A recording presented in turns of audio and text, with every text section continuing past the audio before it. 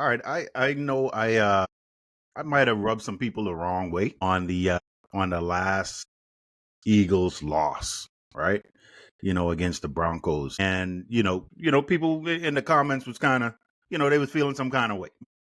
Really, I don't care. I had some excuses on that one, but this game, the uh, the Philadelphia Eagles against the New York Giants, Thursday night game, no excuses. No excuses. Shouldn't be any excuses. It is what it is. That's a good old fashioned butt whooping.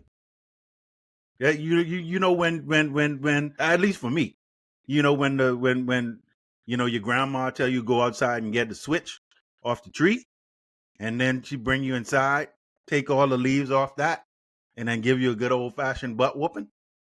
That's what happened. That's what happened. That's what happened. The Giants was ready.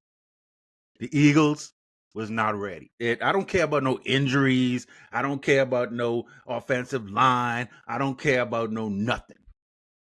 You were playing against practice squad receivers and two rookies who took it to you. I mean, Jackson Dart looked really good. Scadaboo, man. Hey, look, my man was doing his thing. I can't hate on them. They came to play.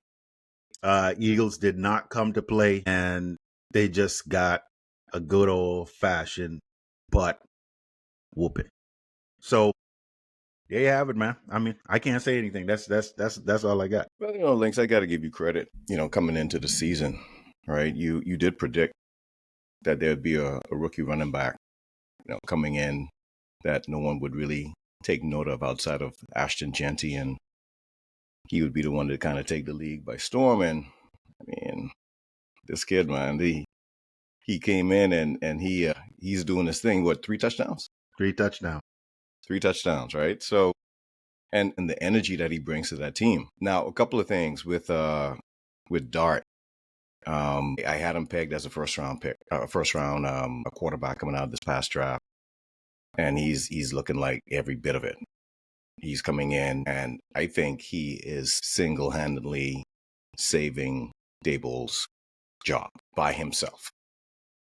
Daboll, he rolled the dice, started Dart, and Dart is coming in and cashing in all those chips that Daboll pushed into the middle of the table. So you could see. I mean, I think there was a clip with Daboll even going to the tent, because I think they had to take Dart to the tent. Yeah, and Daboll come to the tent like, come, right. Bring him out. Yeah. So here it is. He's playing lights out, and at times looking like he doesn't even know what he's doing or where he's going, and he's making a play, scrambling, using his athleticism. And right now, look, it's not the scheme. Yeah, the scheme is part of it, but he's playing outside the X's and O's. And as a rookie quarterback, a lot of times that's all you can do, because everything is moving so fast.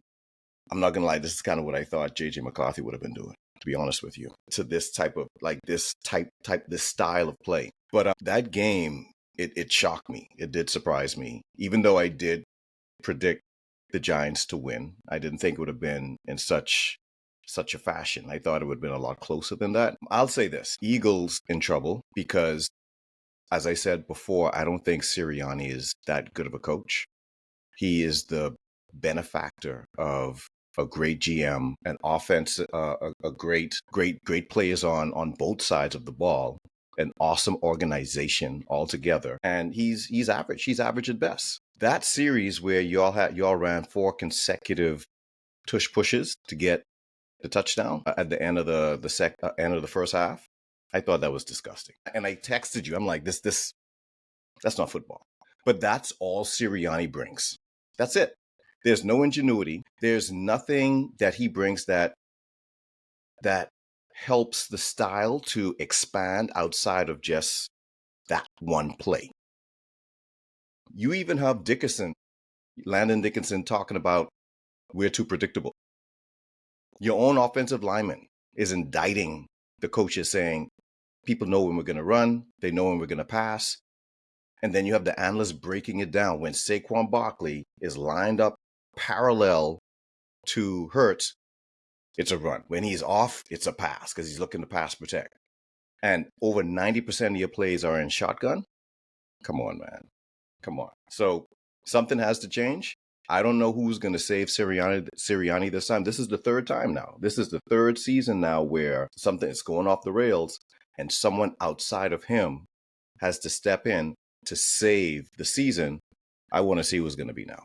Who's going to come in and save Sirianni's job? So, we talk about, on any given, and this now is a Thursday, not a Sunday, any given Thursday, anything could happen. But I really didn't think the Giants was going to do what the Giants did. Divisional games, all bets are off, but I wasn't expecting this. I figured, okay, the Giants got hot. They scored some points. Then the Eagles came back to take the league. It's like, okay, fine, good. But now that they dealt with the home field, they dealt with the momentum. That's the Giants' best punch. Eagles punch back in the lead. Okay, cool. Eagles going to take this now. And it was almost like, the movies where like the villain that starts doing something and the hero punches the villain and the villain turns and kind of smiles. Like, oh, y'all won a game. Okay, cool. And then the Giants actually then took off, right? Another like 20 points in a row. I don't think the Eagles scored again. And it was like the Eagles ain't ready. Dart impressed me. I don't like the moxie / cockiness, but that's just me. I don't like it out of quarterbacks. I don't like it from Baker Mayfield either. Didn't like it from Cam Newton. But I appreciate the playmaking ability of the quarterback. He's got a really good pocket presence. He's able to sense stuff that a lot of quarterbacks can't sense. He makes things look easy. Like the little okie doke he did to Bond when he scored the Russian touchdown. It's like, he don't look like he traveling, but ain't nobody catching him.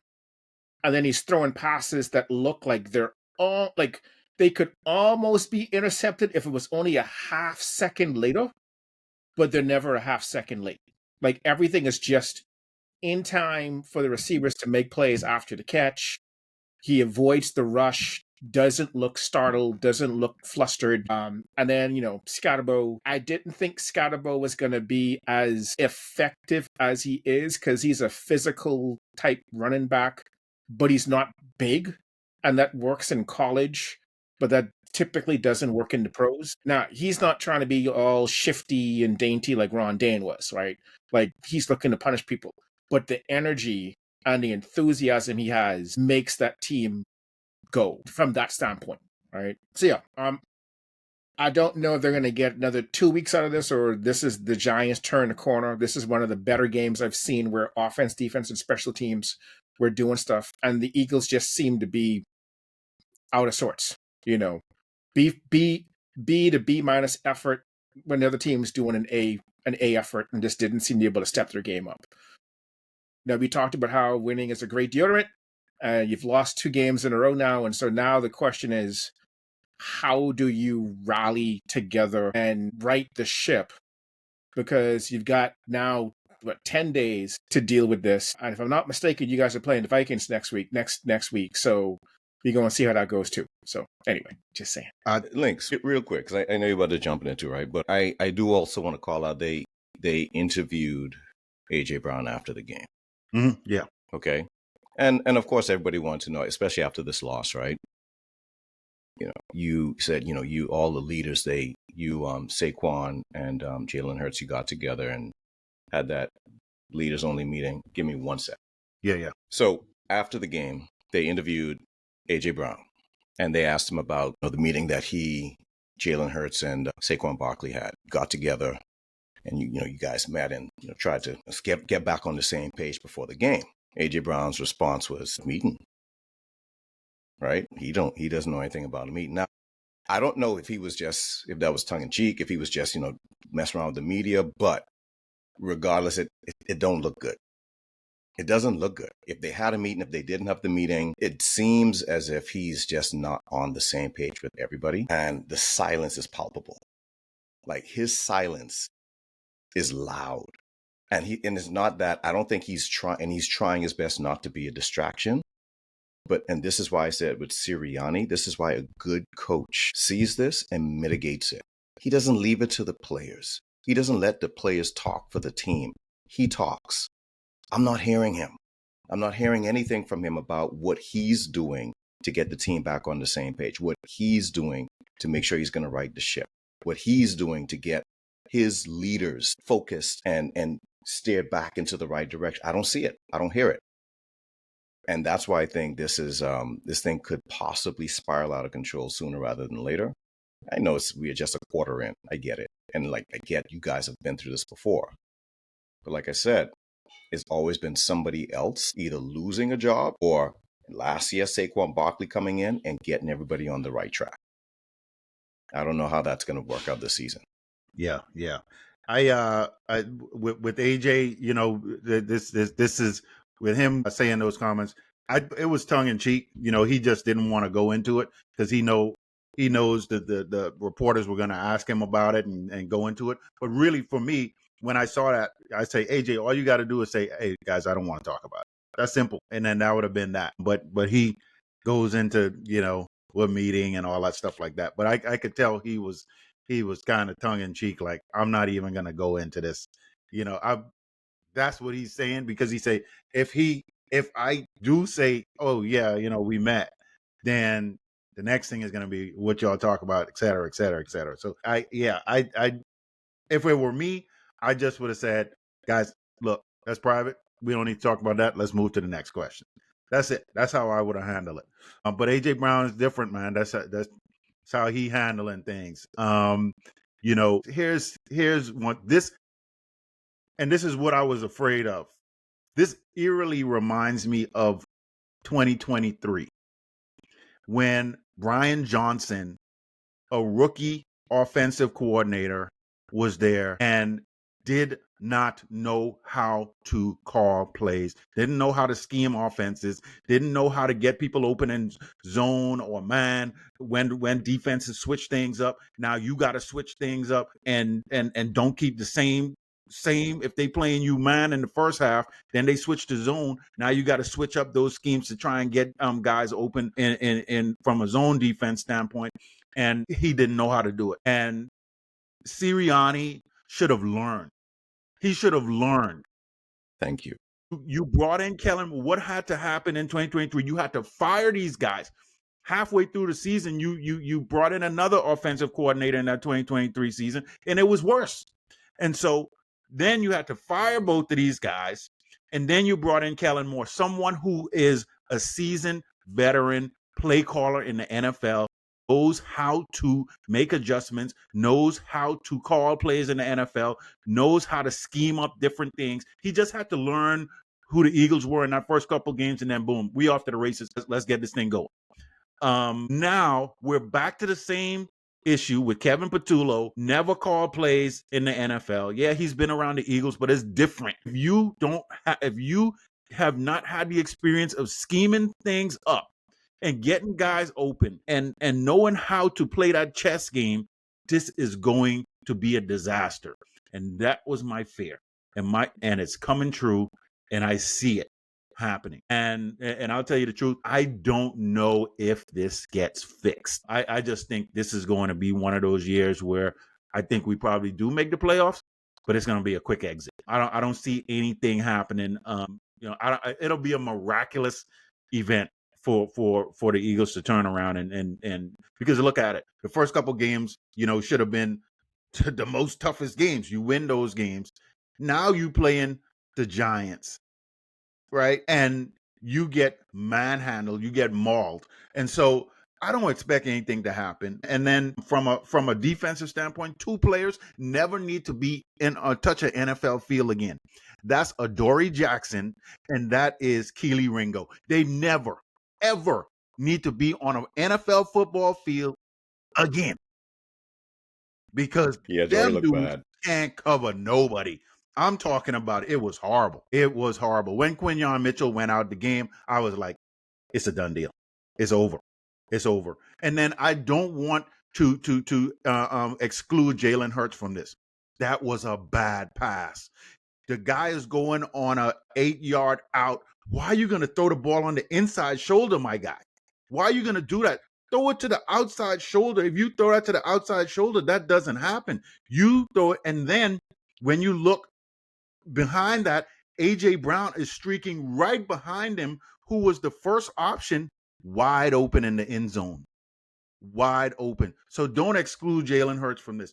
That was not a good game on his part. It was just a total disaster. And when I saw that interception, and it was just, and then the tackling was just horrific.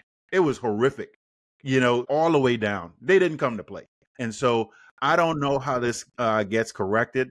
I think this season is just going to be one where it's going to be mediocre. I don't see it happen with Kevin Patullo there. It reminds me too much of 2023, and I don't see anything changing anytime soon.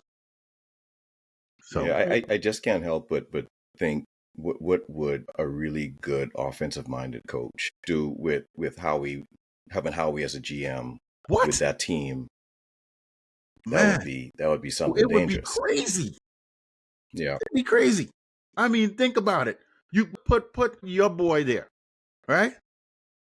Oh my gosh, you know what he would do? I mean, if McVay hurts and what? And Saquon and Saquon and AJ and Smith. Devon. Yeah, that'd be. Come on, man. Yeah, that's crazy. Yeah. So yeah, and like I said, that's why. And I don't know if Sirianni has like people really backing him up fan wise, right? I don't know if that's a thing over there in Philly, but I just don't see how you get behind the guy. Yeah, you won the Super. I get it. You won the Super Bowl, but you didn't win that Super Bowl because of Sirianni. Sirianni was not the catalyst for you guys winning that Super Bowl. So I wonder, I mean, if I'm seeing it, if you see it, it's going to be interesting if this thing does if it continues to spiral, what Howie's going to do. Because Howie knows it. He sees it. Oh, yeah. And to your point, this has happened before. These hirings, I would assume, as the head coach, Sirianni tapped these guys. Yes. Right? That's his pick. Yes. Right? And if that's the case, then Howie needs to now kind of, insert himself and say, hey, man, what are you doing? This is the second time we're having to go through this, right? Yep. You don't know how to hire a guy. You don't have how to pick a good coach for this offense, for these players that I'm giving you. We need to strip this down to the studs and we need to start over again. Yeah. Couple of things on that. With the really good GM, it's not impossible, but it is really hard to retool and retweak to keep teams at a comparative level. So you normally get if you're lucky, a 3 to 5 year window, and then you're kind of competing, trying to stay up there, but you're not quite there, and then eventually you just got to tear it down and build it up again. Patriots kind of being an exception, and even still, they went many years without winning before winning the next, those last couple, right? Howie's got to realize we need to win now while the iron's hot, right? Now, there have been many times where Sirianni's coaching ability has been questioned on this podcast, and I have done my best to defend him or give him the benefit of the doubt. Yeah, I can't do it no more, man. From the fact that when you ask the question, I've never been a big fan of Mike McCarthy, even though he won a Super Bowl, because I think he won because of Aaron Rodgers. With the talent that the Green Bay Packers have, they probably should have had more than one Super Bowl, right? And so now looking at this squad offensively and defensively, with the Chiefs now on the ropes, they should be the prohibitive favorites to win another Super Bowl. And we're kind of wondering, are they going to make the playoffs? Is it just one blown tire, or did they go over some spike strips and all 4 tires are flat, right? And for that to be happening with the amount of talent they got, you got to wonder, what's going on. Now, with the offensive coordinator, you don't have to hire somebody with experience. But if you're not, you need to know that they're good. You need to know when they get up there, they're going to be good, because they've essentially been calling plays as the quarterback's coach or the wide receivers coach, and everyone knows they have the ability. But this is not the time, especially given history 2 years ago, to, hey, you are next in line, so we're going to let you take it and see how you do. Not in this kind of league. So yeah, I'm leaving it at that. Yeah, I'm going to push back on that last part just a little bit, because in certain scenarios I would agree. if you're a McVay, if you're a Kyle Shanahan, if you're an O'Donnell, right? Like you don't need to bring somebody in who has experience, okay? Because you're the guy. You're the guy making that offense tick, making that offense run. So you can bring in up and comers and then coach them up to then eventually be able to take over play calling duties if so needed, right? Or get them to a point Defensive where minded they coach, can, same thing. right, and they can get them a head coaching job. But Sirianni, he needs someone with experience. Yeah. He's shown that. He can't afford to have someone who wet behind the ears, who's never been in these critical situations before. He needs someone that comes in with a proven system, who has like stripes, right? Who's been in these situations before and can get them out of third and distance situations, right? Critical first down, when you need a first down, how to get them that first down, how to get it to the right guy at the right time, how to understand the mismatches for AJ Brown and design game plans to get him the ball to exploit the defense. You need a coach that can do that. This coach can't do it. Sirianni can't do it. He No. can't do it. So you're going to get someone who's never done it before to do it for you. That's why you're in the situation. Yeah. Definitely. And I noticed, being an Eagles fan, Sirianni needs someone. It was the same thing on the defensive side. I'm not even worried about the defense because Vic Fangio, he's solid there. He's an experienced veteran coach. I'm not worrying about the defense. Now it's the offense, and Nick Sirianni needs someone who knows offense in and out. And if you don't have that, it's not gonna happen. Yeah. Long season ahead, man. But you just got your butt whipped. So there you go. Yeah. All right. I want to ask you guys a question. I know we're Yeah. going to get into the games, but I have to ask this question, right? Because coming off of the topic with Sirianni, in a similar situation, you have also the Detroit Lions, who lost both their coordinators. They had a rough first game, and now all of a sudden, and now they're clicking on all cylinders. Dan Campbell, and this is just from my ignorance, I don't know much about him before he got to Detroit. Okay, I didn't think that he was the mastermind per se behind everything that was going on with the plays and whatnot. And not to say that he was, because a lot of the credit does go to Ben Johnson for that in years past. But that offense looked like it had nothing has changed.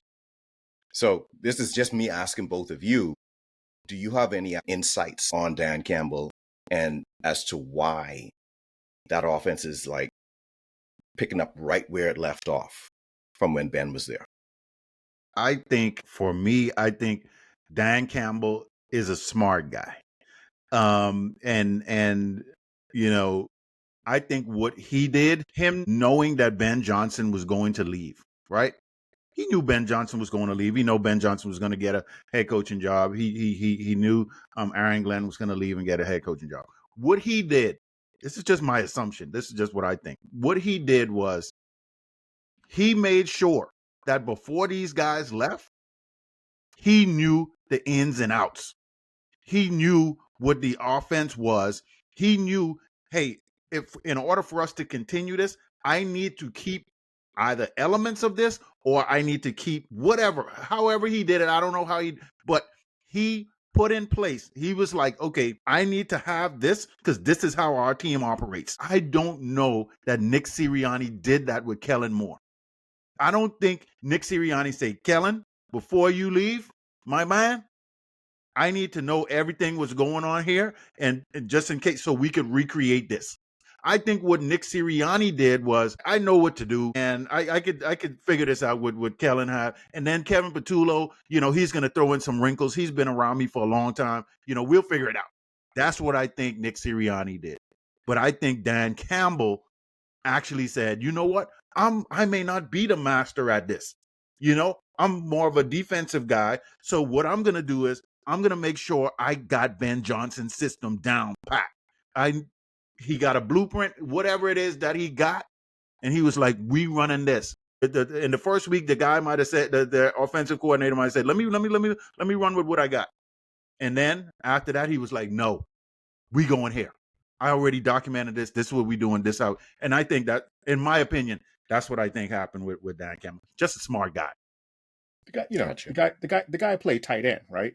But so, if anything, a little bit more on the offensive side. But he's very much believes in toughness, right? And he believes in like effort, right? And I don't think he necessarily has this particular scheme or like took the book from Ben Johnson on the way up. But it's like, hey, as a team, as an organization, this is what we believe in, and this is what we do, right? Like that mirrors him probably more than any team that reflects the head coach, right? And so I think the new guy coming in is like, hey, within reason, you got a little bit of give on X, Y, and Z, but this is what we do. These are the kind of plays we call. And he gets hired in part because he understands that and believes in that too. So they can get on that page really quick, right? I think he hired the offensive coordinator because the guy had been there an assistant, I think, a couple of years beforehand, and then got some experience outside and then comes back to the fold, right? I'm not sure in this case, Sirianni knows what he wants the Eagles to be. I think he's just coaching week to week and putting out fires when fires start and not trying to even figure out why are the fires happening, right? I don't think he has a philosophy, an ethos that he is instilling and demanding the players and the staff and the organization abide by, right? And that's the problem because he's still trying to figure things out despite making it, to the motherland with a Super Bowl, right? Like it's been a while since we've had a Super Bowl winning team that looks this out of sorts this quickly into the next season without catastrophic injuries, right? So, yeah, we'll see what happens, but yeah, definitely. All right, his identity is the tush push. That's it. Yeah, I'm gonna leave it alone. I'm gonna let it go. Let that go, man. Let that go. Yeah. All right. So, all right. Early game. This one I think is in London. The Denver Broncos against the New York Jets. 9:30 game on Sunday, first one. And this one pretty easy for me. I don't see the Jets winning this game. They already 0-4. This is not going to be my upset special. The Denver Broncos are going to win this game. I don't see the Jets doing anything in this game. well, Yeah, I think at this point, I'm like with the Jets. They got to prove it to me before I can pick them to win any game going forward. They don't look like they have anything. Aaron Glenn, he's still having a hard time getting those guys to kind of stay on the same page. So yeah, I'm gonna pick the Broncos too. The last time the Jets lost in London, they fired the head coach. That ain't gonna happen this time. But they gonna lose in London. I think Denver is a well-coached team, and the Jets are still trying to figure out who and what they are. So I wish them the best of luck, but I don't see it happening. And Johnson's going to be upset that his team lost again in front of his friends in the UK. But yeah, Denver's going to win this one. All right. Next game we got Seattle Seahawks against the Jaguars. I didn't think this. Looking at this game, I was like, but these two teams are playing ball, man. They're both playing ball. Jaguars coming in fresh off their win from Kansas City. I know the Seahawks, took a lump, but Sam Darnold's been looking good out there in Seattle, and so this is going to be a game. I think this may be a high scoring game. Actually, this may be this may get to the 30s with both of these teams because I think that's where this one is headed. But I'm gonna have to say, surprisingly, I'm gonna have to go with the Jaguars in this game. I think they might be hitting some sort of stride or something. They might be trying to make some noise, and it doesn't look like at first. I was like, this might be a fluke, but the Jaguars are playing ball. So until Seattle, this is going to be a good game though. But I'm going to give the Jaguars the slight edge in this game. It is amazing when you finally get rid of a bad GM, how good a team can play. because the Jaguars have been underperforming for many years, despite having different coaches. And Trent Baalke finally got the axe, and Liam Cohen comes in, and it's pretty much the same team from last year, except for the Heisman Trophy winner, who's been okay but not amazing, but they're winning games now, right? So if you had told me before the season started, at this point in the season, Seattle at Jacksonville is like one of the bigger matchups for the week, I'd have been like, you smoking something, right? But it is a really intriguing matchup. I think the Jaguars are going to pull it out, but I really think it's going to be a really good game. Sam Darnold's playing well. Trevor Lawrence is starting to finally look like what we thought he would be this many years, coming out from Clemson. So yeah, there's one of the better games this week. But yeah, I'm gonna go with Jackson. Yeah, I'm going. Unfortunately, I'm going with Seattle on this one. I'm not saying that with a lot of enthusiasm. Of course, they're in the NFC West, but I think I'm just seeing something a little bit different with Jacksonville. Yeah, they 4-1, and I don't think anyone could believe that they're actually 4-1. Right. And when you look at the games, look at the wins, look at the way that they're winning, it's not sustainable. Right. Just looking at the last game, Trevor Lawrence, that game winning touchdown, trips, gets up, trips again, gets up, runs into the, like, come on. Then they don't look like they're in sync, but their things have fallen their way. I think it's just Murphy's Law. I mean, just a decade of just bad football. And now it's like, okay, just give them this season, I guess, or give them these couple of games because it's owed to them. Trevor Lawrence still, to me, when I watch him, he still doesn't seem as if he has it all together. He still makes a lot of silly mistakes.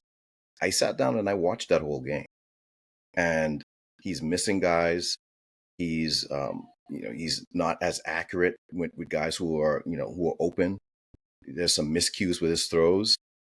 He just doesn't seem to be where I would expect him to be in totality at this stage in his career.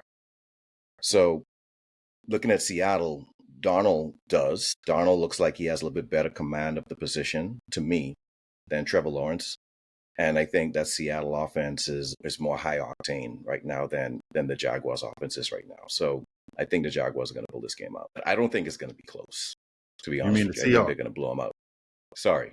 Yeah. Yes. Rewind. Freudian slip. The Seahawks. The Seahawks is going to win. They're going to win this game. It's not going to be close. I think Donald is going to have at least about three to four touchdowns, and Jigba's going to go off on this game as well. I think the Jaguars' luck is going to run out. All right, that's fair. Definitely fair. All right, and this next matchup, we got the San Diego Chargers traveling to Miami to play the Dolphins. Don't care how much the Chargers slipped up and lost the game. There's no way. There's absolutely no way that they lose to the Miami Dolphins. I'm 200% sure that the Chargers going to win this game. I mean, don't get me wrong. Darren Waller being there in Miami, but I think he's banged up. He was on the injury list. So I think he's going to play, but he's going to play. He's going to play. Okay. Yeah. So even so, I think he's going to get his, but there's no way that the Chargers lose this game, and Chargers just bounce back, get back rolling again, and they're gonna take care of it. Chargers. That was easy. Why am I doing this? I think Miami's gonna win. I don't know. Look, so Chargers, they lost the running back. He's out. Yeah, I know. Okay, Joe Alt, he's out. I think they got a receiver. He's not a big deal, but he's not a starting receiver, but he's out. They're hurt. I liked how the Dolphins played the last game. Yeah, I just think the Dolphins are going to win. Okay. I think Dolphins going to win. Yeah. Yeah, Mike, he in Daboll's court. Like he fighting for his life right now, so. Yeah. Okay. Yeah. All right. And I think the Chargers are spiraling a little bit. Yeah. I think Dolphins going to pull this one out. All right. Interesting.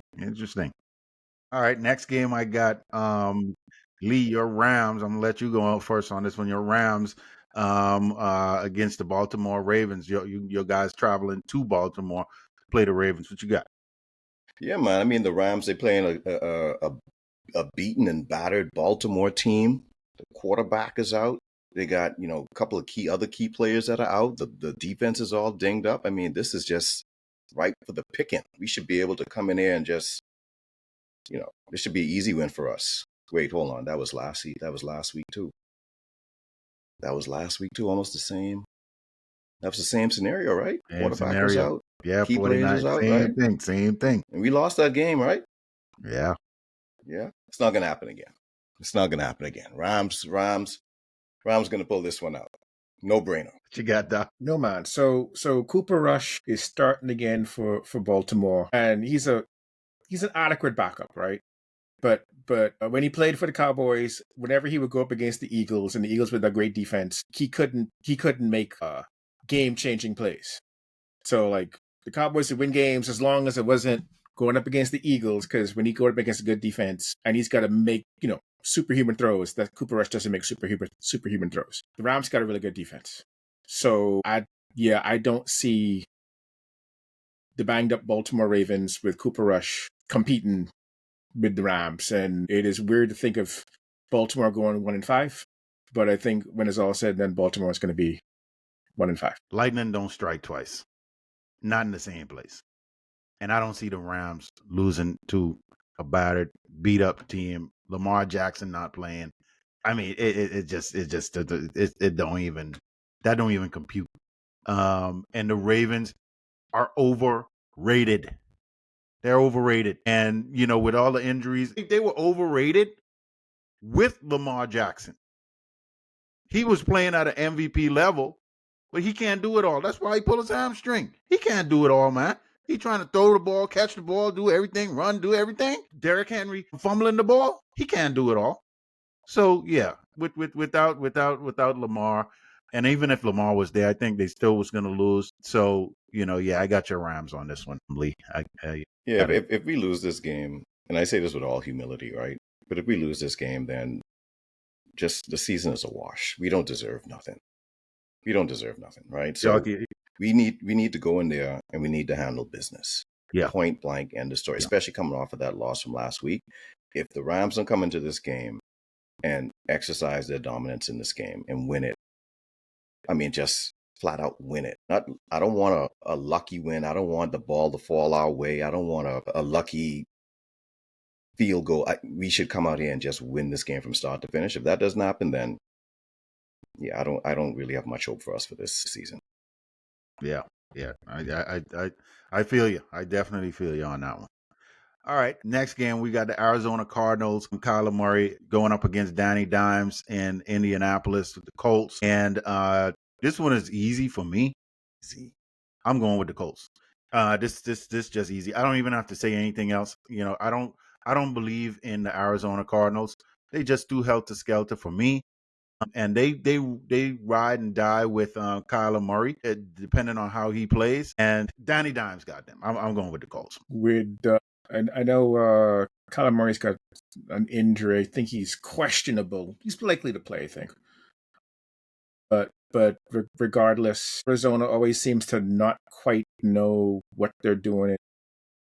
Not that they're the most talented team, but seem to underachieve. And the Colts are riding high.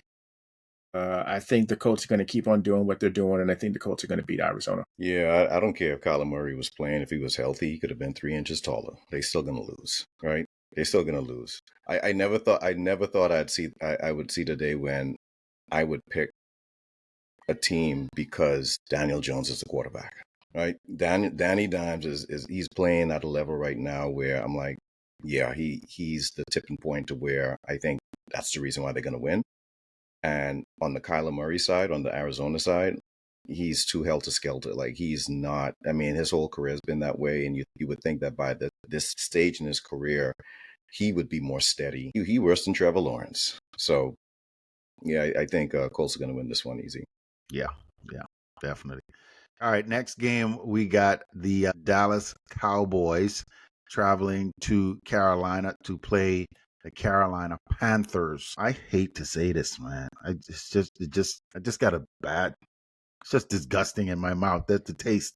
Just disgusting for me to say this, but yeah, I think the Cowboys win this game. Dak Prescott. I mean, the offense has been playing good. I think I want to say their receiver is CeeDee Lamb coming back? I don't know. I think he's still I don't questionable. think so. I think he's still out. Okay. Even so, Dak, in the offense has been looking good, and the Panthers. Who knows who the Panthers are? One week they blowing out teams, the next week they getting blown out. Who knows? So I'm gonna go, unfortunately, with Dallas. This is one of those games where the Cowboys tend to play to the level of their competition.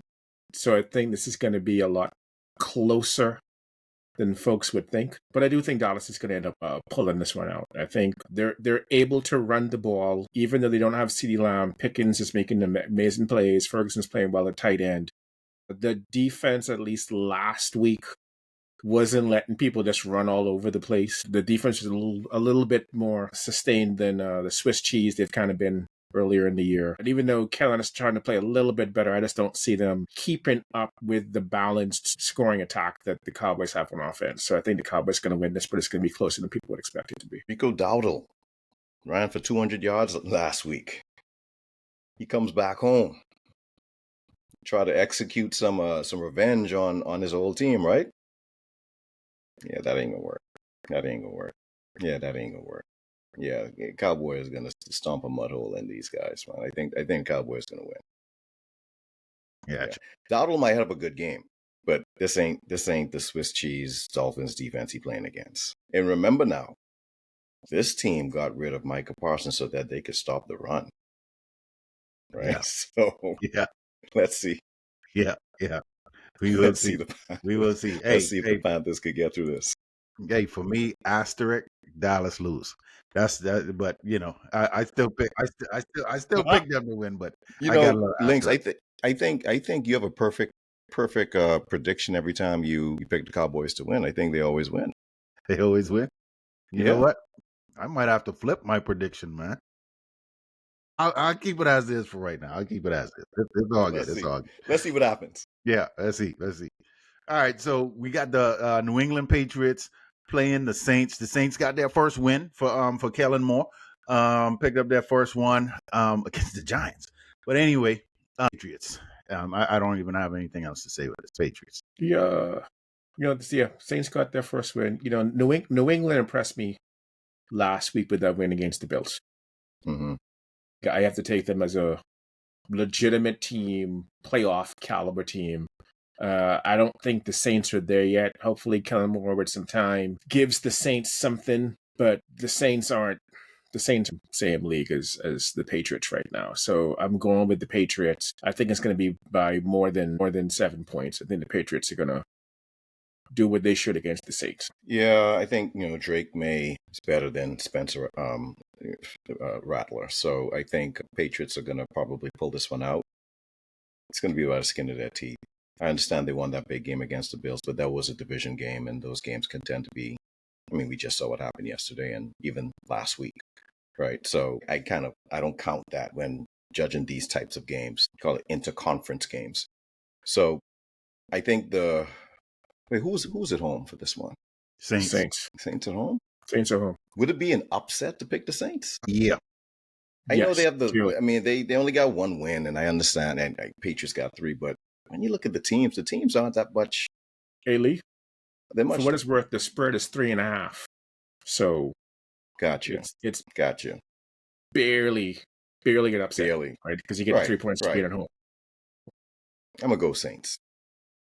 I'm gonna go with Saints in this one. Just a gut. Yeah. I like it. Gut pick. Yeah. I like it.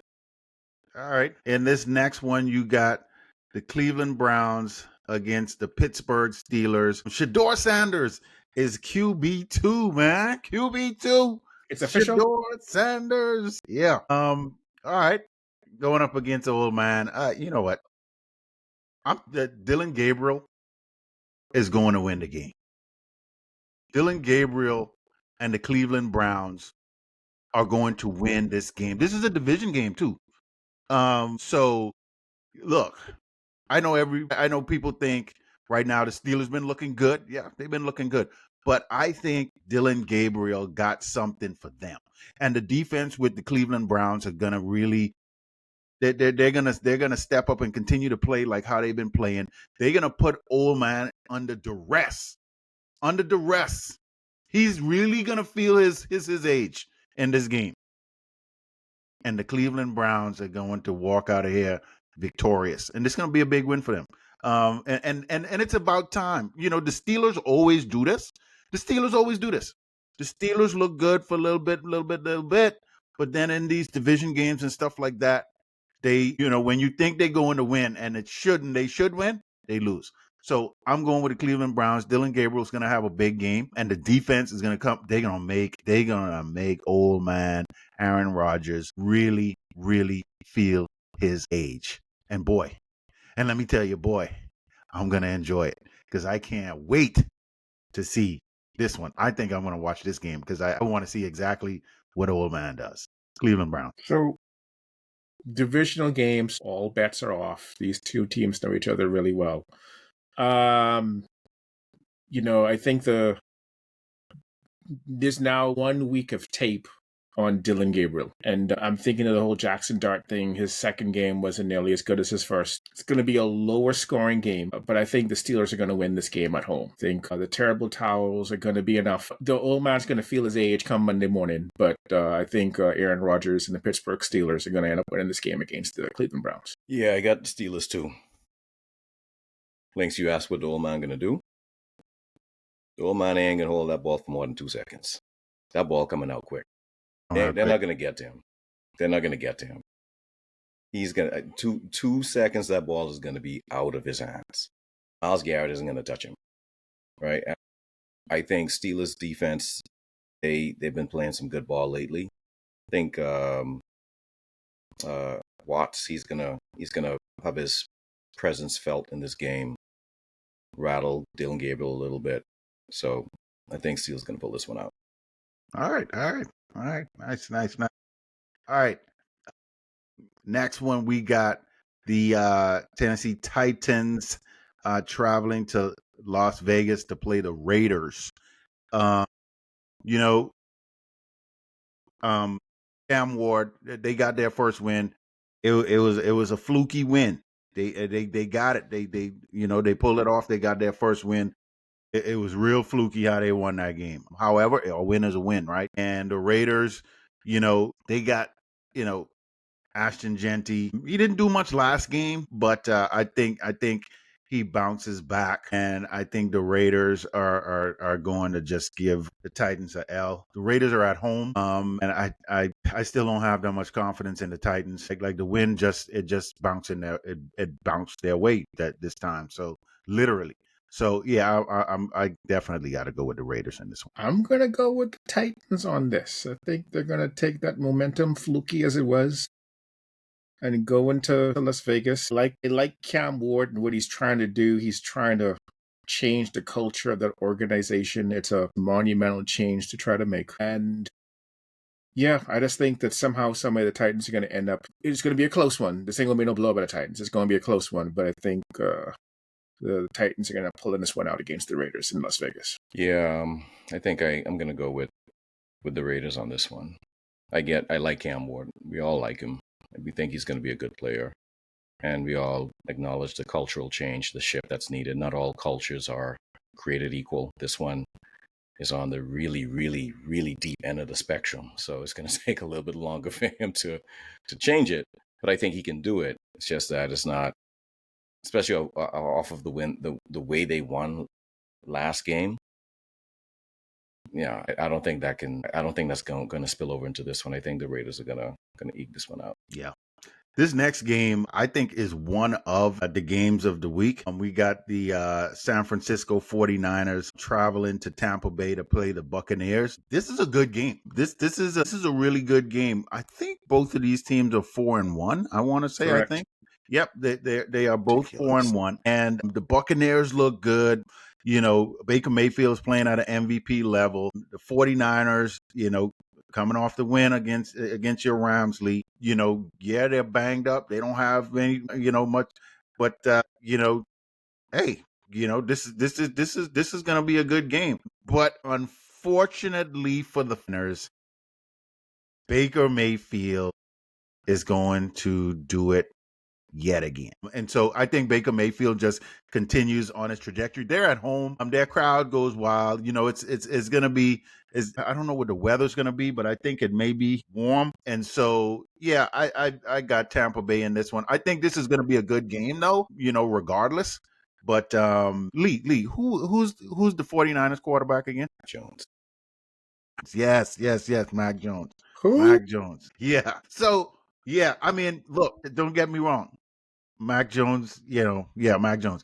Anyway, yeah, I'm going with Tampa Bay in this game. I think Baker Mayfield, Mecca Buka, the fellas they just keep things rolling in this game. I'm going with the Bucs. And for those of you who don't understand, Lee Fan is disgusted because he can't believe Tampa Bay is 4-1. But anyway, so we got the Buccaneers and the Niners going against each other. They're both 4-1. I am still shocked that with all the losses the Niners have on offense and on defense, they're still mustering wins. But the Buccaneers are clicking. I don't know if it's sustainable for the entire season because typically when teams start off playing off really well, it's hard to sustain that for 6 months. But in this matchup, especially at home, I see Tampa Bay beating the Niners. So I think it's going to be a good game. There's going to be some fireworks. They're going to scores into the probably like high 20s, if not even 30s, but I see Tampa Bay winning it. Yeah, and for those listening, I have absolutely nothing against the Bucs. It would be my absolute pleasure to see them go 5-1. I would love it. It would make my week for us to win and for the Bucs to go 5-1. Mike Evans is out. Chris Godwin is out. Bucky Irvin is out. I don't want to pick this game, man. You got to pick, man. You I got don't to want to pick. pick this game. I don't want to pick this game. There's an abstain? I didn't know there was an abstain. No. Bucky Irvin is out. Bucky Irvin is out. Why is he out? What happened? What I don't. Was he out last game too? He was out last game. No, I don't think so. Says he has a shoulder. He has a shoulder injury, but he's out. Godwin just came back and he's out again. He out again. Tie? Are you going to call it a tie? All right. Better not do that. All right. Yeah, I think Niners are going to win this game. That seemed like that was kind of hard for you. I think Niners are going to win this game. All right. Let it be known. We said the Niners are going to win. Yeah. All right. Okay. You disgusted about calling these Cowboy games. I mean. Yeah. I get you, man. I get you. All right. We got the Cincinnati Bengals with the newly traded Joe Flacco. That's going to be starting. I don't know how this is going to work. Against the Green Bay Packers, going to Green Bay. This it would be an act. This would be like this would be a miracle for the Cincinnati Bengals to win this game. There's no way that they go into Green Bay and they win this game. Now, don't get me wrong. Green Bay started off hot, looking good, et cetera. But the Bengals are worse. The Bengals with Joe Flacco just coming in. I mean, don't know the offense. They just threw him the playbook, and here you go, Joe. I don't know what they're expecting from Joe. I really don't know because I don't know if they watched film of the last 3 games he played, and it didn't look good. So, Green Bay, I'm going with them. I'm going to wait. I'm going to wait for this. Lee, you go. Oh, yeah, this your thing, right? Yeah. Yeah, no, I think the Green Bay is definitely going to win this game. I don't see how Flacco can come in. And we've seen this before, though, Lynx. We've seen a quarterback come in the middle of, Baker Mayfield. Week even, right? Yeah. With the Rams. He came in like middle of the week and started and won a game for us against the Raiders. He wasn't 40, though. He wasn't 40. Right, you're right. He wasn't 40. He's not able to, he had to ad lib at times because, you still you don't really know the playbook. It's impossible to know the whole playbook in that short of time. But Flacco coming in, not being a mobile quarterback, being on the older side of the spectrum, of course, the Bengals offensive line is putrid. It's horrible. I mean, it's what got Joe Burrow hurt because you can't protect him. I don't know how they're going to protect Flacco. And then I just heard that I think today Jamar Chase, he didn't practice today. He was sick. I think he's still going to play, but he's not 100%. right? So I just don't see how the Bengals pull this game out. I don't see how it happens. So as Lee mentioned, you've seen quarterbacks come in the middle of the season and pull out games that you wouldn't expect them to do.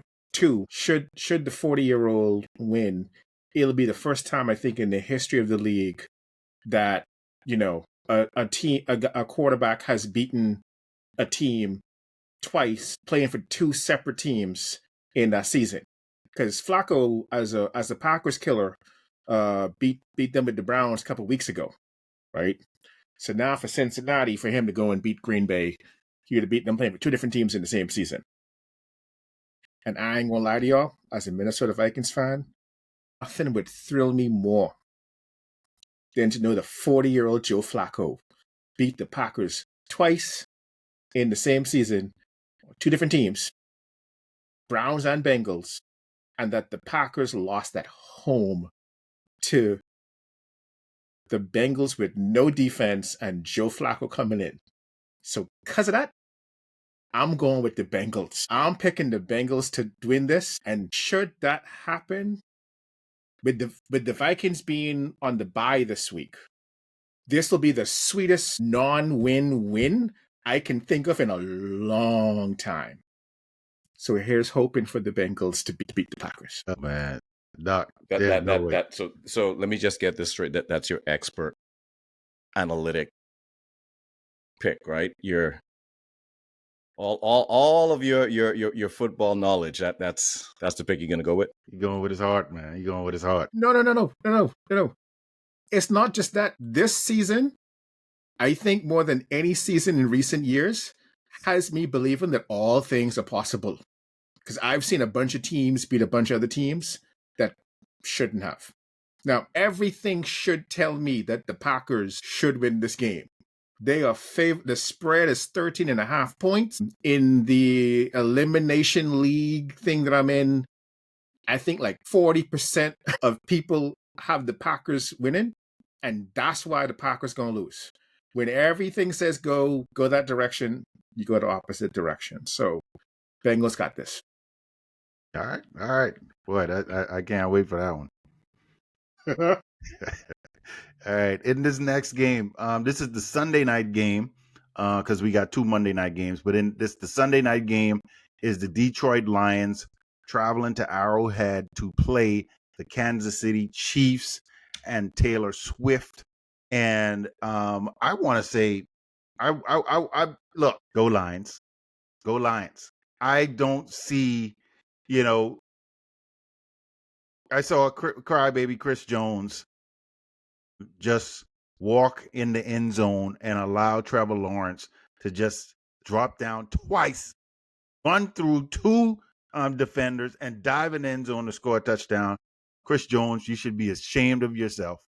And, the Kansas City defense is a shell of themselves. I don't think they as tough as everybody think they are, although they have the ref's favorite, Patrick Mahomes, and they are playing at home. But they don't have the firepower that I'm seeing coming from Detroit Lions. I don't see how they lose this game to the Chiefs. I'm not saying it can't happen because this is the Chiefs at home.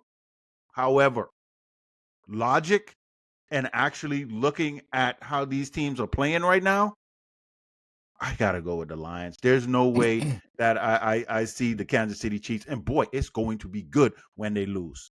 It's going to be good. That's going to put them at 2-4.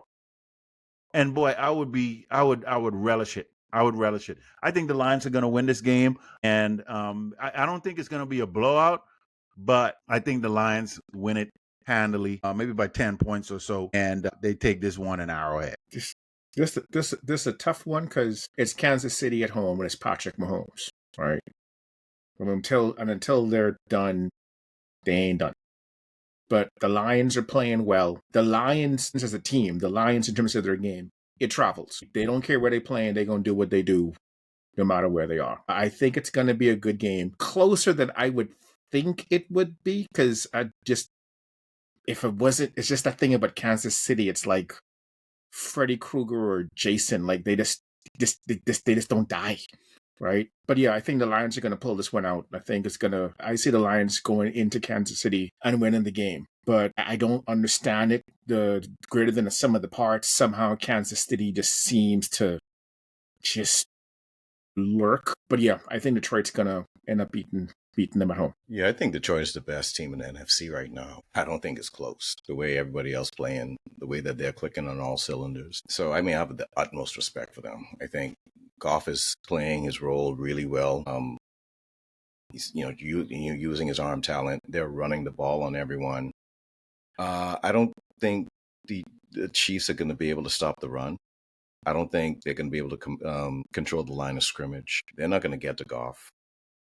Mahomes by himself, I think he's going to try to keep this game, not try, but he's going to keep the game pretty close. Yeah, I think the Lions are going to win this game. That mystique, that magic they had where the refs were, I don't know, under some sort of spell and would just always throw the flag in their favor, that seems to be gone. So they kind of lose that edge as well. So yeah, I think the Lions are going to win this game. All right. In the early Monday night game, got the Buffalo Bills traveling to the ATL to take on the Atlanta Falcons. I don't know who Atlanta is. Atlanta doesn't have an identity. I don't know who they are. They are don't know. Just don't know. Don't know where they at. Buffalo, coming off that gut wrenching loss to the Jaguars, they're gonna bounce back, and I think they're just they're gonna run all over the Falcons, man. With the Falcons' talent, you always want to be like Falcons, but they don't have an identity, and they got a bunch of talent, but they just hadn't been putting it together consistently. So, in the Buffalo Bills coming off a loss, I don't see Buffalo losing 2 straight. Yeah, Josh Allen, Buffalo Bills got this one. It's a bounce back game for Buffalo, and for whatever reason with Atlanta, it's like you look at all the skill positions and it's like they're really, really good though. And then you put everything together and it's like a souffle. Sometimes it rises and sometimes it don't. You don't know what's going to happen, right? Sometimes it gels really well and they put up 40 points and sometimes they don't score. So I don't know what Falcons team. I think if the A+ Falcons team was playing the Bills, it'd be a nail biter, and I might even go with Atlanta at home. But since I don't know what Atlanta team's going to show up, I got to go with the Bills. So I think the Bills are going to beat the Falcons. Yeah, I think the worst thing for the Falcons is the fact the Buffalo Bills lost that game last week. This would have been the trap game for them if the Bills were still undefeated. Then I would have had more of an inclination that the Falcons would be able to kind of sneak this one and get this win. But the Bills are going to come in this game. They're going to be pissed off. If the Falcons would just center the offense around Bijan, it would be a different story. Like if they just had a really good game plan to make sure that they give Bijan the ball, get him the ball in space, like just scheme him in certain situations so that he can use his athleticism to make a play, I would have more confidence in them, but they don't seem to be able to do that on a consistent basis. So I think the Bills are going to come in here and they're going to win this one. It's not going to even be close. Yeah, agreed.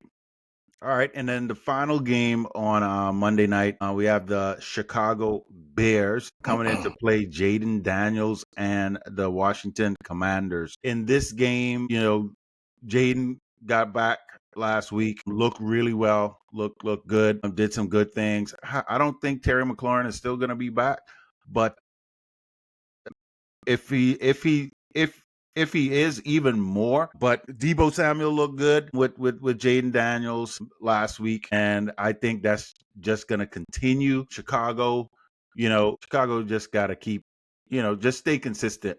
I need a bigger sample size of Chicago. I think they still learning things and getting things together. I think Jaden Daniels is they're going to be another dangerous team in the NFC. He's back. He's getting himself together. They're getting healthy, and I think they're going to be one of the ones we're talking about later in the season, the Commanders. So I got to go with Jaden Daniels and the Commanders in this one. I think the number 2 pick last year is going to get the number 1 pick from last year. I think Washington's going to end up winning this one. It's going to be lots of fireworks, a high-scoring game. Jaden Daniels is amazing.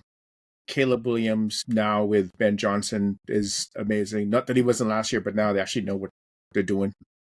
But yeah, I think Washington's going to end up probably having the ball last and March none feeling scoring to pull this one out. So I'm going to go with Washington Commanders on this one. Yeah, man. That's kind of what happened last year, right? With the Hail Mary. I think.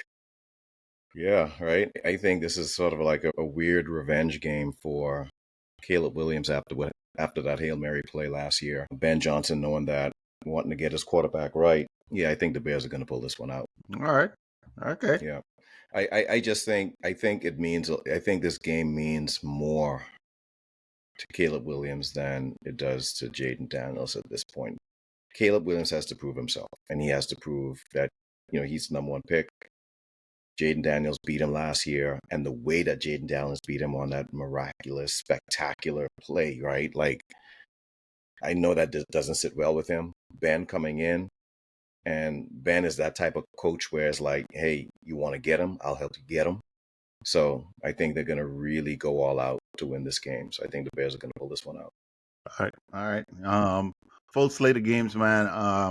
I think we got some doozies here. I think there's still going to be some upsets, but all in all, looks really good for this upcoming week. We have already started the week off with a shocker, and so I think that's going to continue throughout the weekend. I think we're gonna see some things happen that is going to be unexpected, but that's what the NFL is, right? I mean, you just never know. You never know. Any given Sunday, these things could happen. So. Looking forward to this weekend, watching these games, and we'll jump back on Tuesday, get the recap, see what happened, man. All right, fellas. All right, Sounds good. All right, see y'all.